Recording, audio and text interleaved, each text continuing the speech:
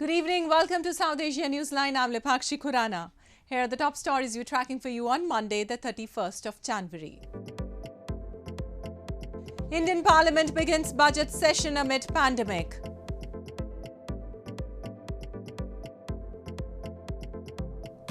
Gunmen kill Christian priest in Pakistan's Peshawar.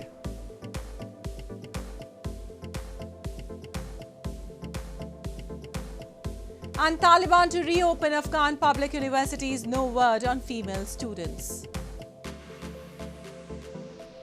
And now for all the details. The budget session of the Indian Parliament began on Monday with President Ram Nath Kovind's customary address to the joint sitting of both houses in the capital, New Delhi. President Kovind listed the government's achievements amid the COVID-19 crisis, especially steps to fight the pandemic and to aid farmers and women. Finance Minister Nirmala Sitharaman later tabled the economic survey in the Parliament ahead of the annual budget on Tuesday.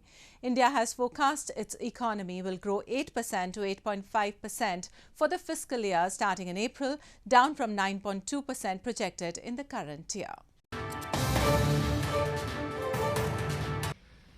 The first leg of the budget session of the Indian Parliament began on Monday in the middle of a high-octane campaign for assembly elections in 5 states amid COVID-19 pandemic.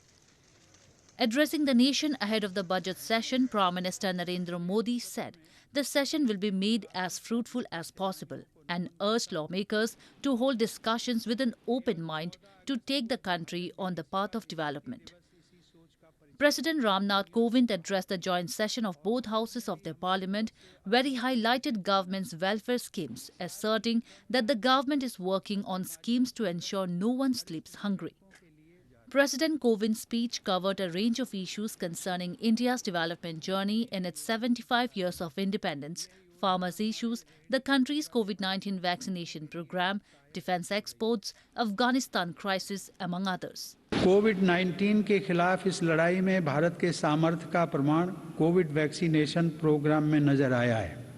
हमने 1 साल से भी कम समय में 150 करोड़ से भी ज़्यादा vaccine dose लगाने का रिकॉर्ड पार किया है।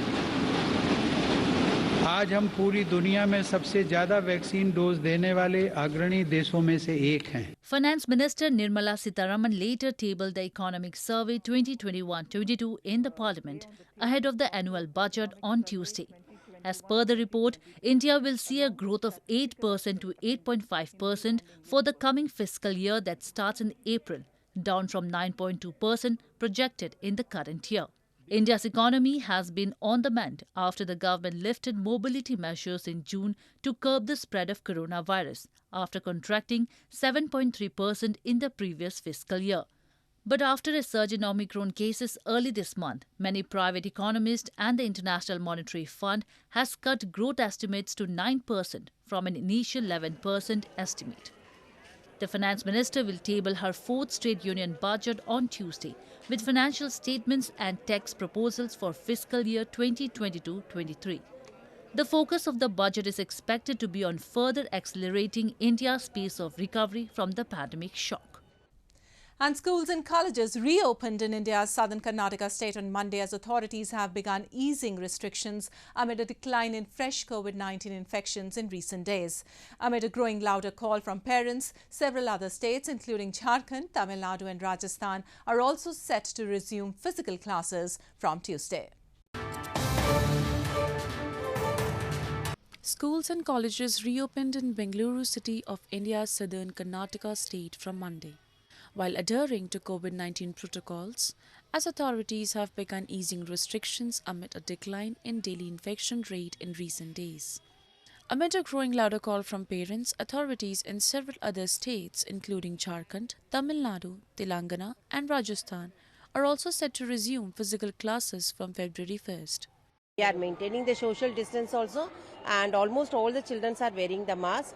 Even the children are not getting the mask also, we are providing. India reported 209,918 new COVID-19 infections in the last 24 hours, taking the active caseload to 1.83 million on Monday. Following a sharp drop in cases, authorities in capital New Delhi have also lifted a weekend curfew among other eased restrictions.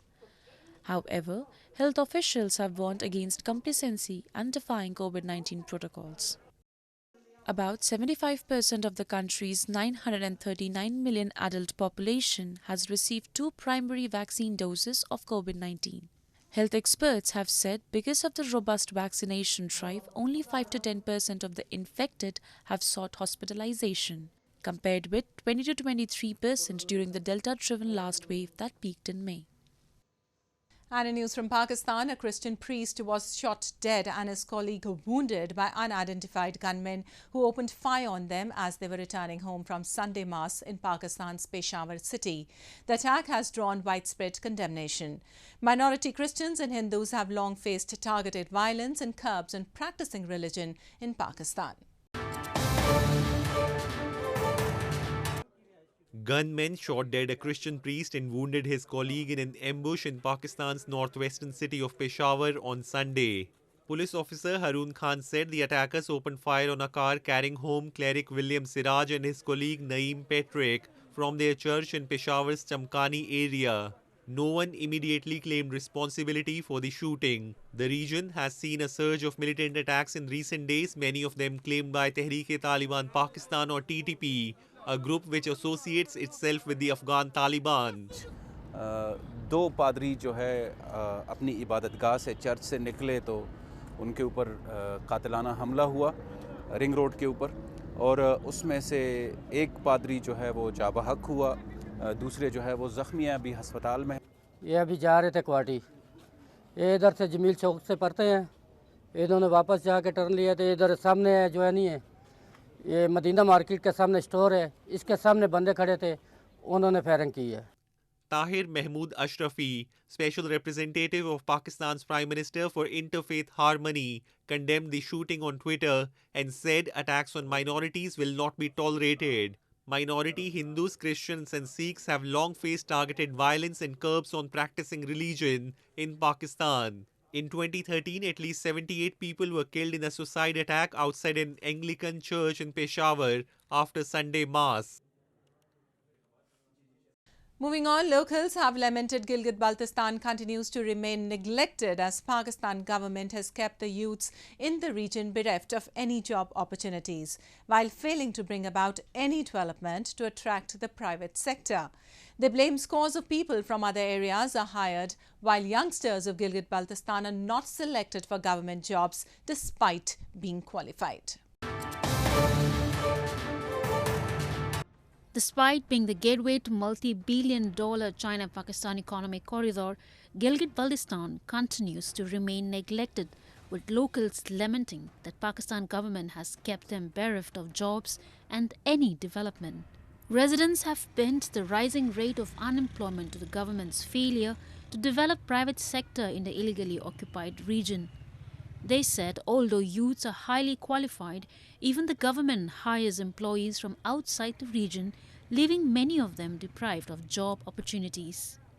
ये हर stage पे ये बात की है जब तक गिलगित बल्तिस्तान के अंदर पढ़े लिखे लोग हैं इन्हें खपाने के बाद जो एबल हैं जो नौकरी कर सकते हैं इनको नौकरी पे लगाने के बाद बाहर से आए ये बाहर से आने का सिलसिला ख़त्म हो और तो इंशाअल्लाह बेरोज़गारी में कमी आएगी। और दूसरी बात ये है कि पावर सेक्टर में अगर पावर सेक्टर हमारा यहाँ पर काम करे तो लोग आएंगे इंडस्ट्रीज लगाएंगे। ये ज़रूरी नहीं कि हर कोई गवर्नमेंट मुलाजिम बन के अपनी ज़िंदगी गुजारे। यहाँ पर प्राइवेट इंडस्ट्री नहीं होने की वजह से भी बेरोज़गारी बढ़ रही है। तो गिलगित बल्तिस्तान के आवाम को आज तक जो है भेड़ बकरियों की तरह चराया जा रहा है।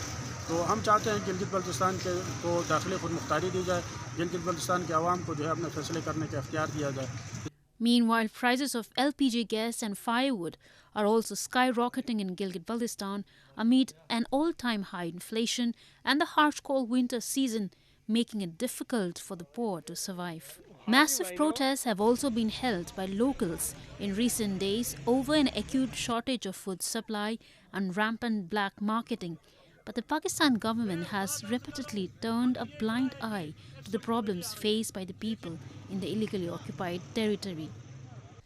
And Afghanistan's public universities closed since the Taliban seized power in August will reopen in February, the Taliban acting higher education minister said on Sunday, without specifying whether female students would be able to return.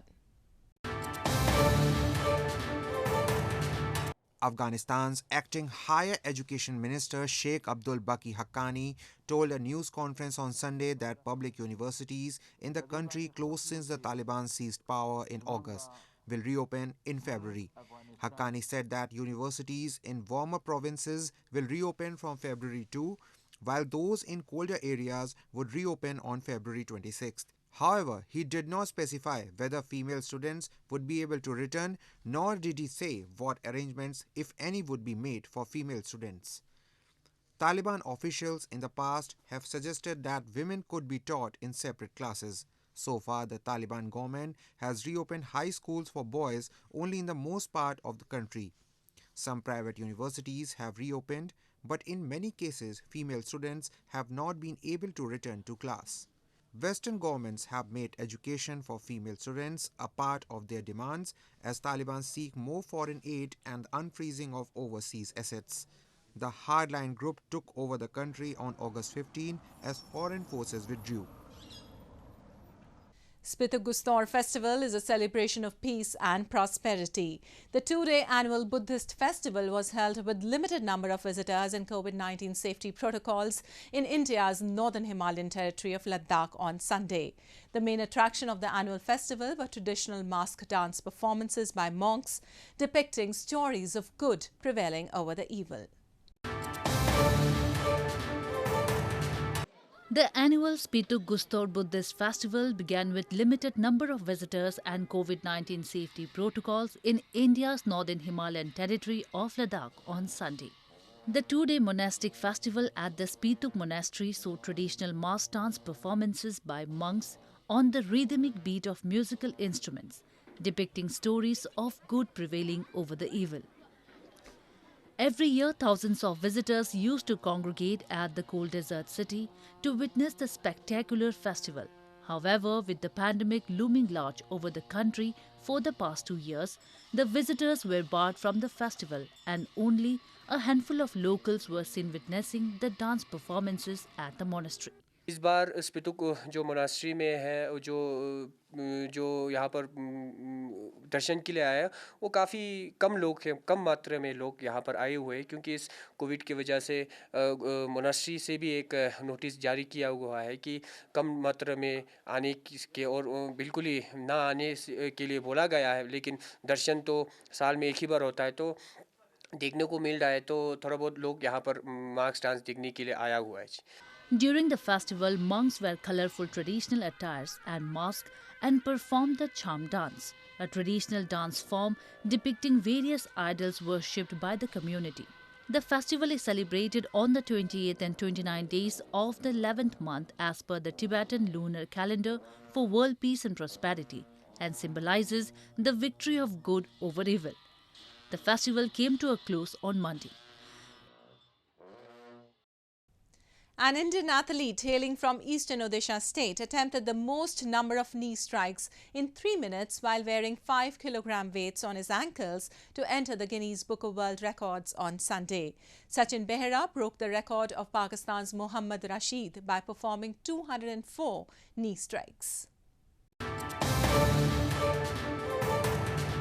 An Indian athlete, Sachin Behera, attempted the most number of knee strikes in 3 minutes while wearing 5 kilogram weights on his ankles to enter the Guinness Book of World Records on Sunday. 20-year-old Sachin Behera broke the record of 178 knee strikes previously held by a Pakistani man by performing 204 knee strikes at a special event organized in India's eastern Bhubaneswar city. बहुत अच्छा लग रहा है क्योंकि बहुत मेहनत किया था.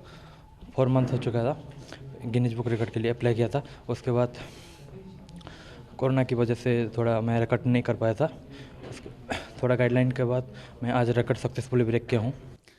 The observer for the event said the officials will again observe the attempt in slow motion and then the certificate will be formally issued.